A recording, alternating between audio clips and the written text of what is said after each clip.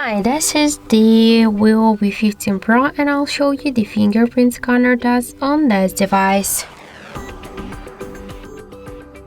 So I just set up my fingerprint to the scanner on the lock screen, and now I'll make a couple of tries to unlock the device with my fingerprint, and we'll see how fast this option is and does it works.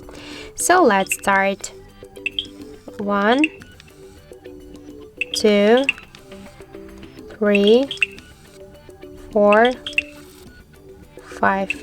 So as you can see, that's so simple. The fingerprint scanner option works here fast and correct, and we just unlock the device successfully without any problems. So I just suggest you to try this unlock methods, but don't forget that the face unlock is less secure than the passcode or pin code. The fingerprint unlock method is less secure than the passcode or pin code unlock methods. That's it. Thank you for watching, and if you like this video, leave thumbs up and subscribe.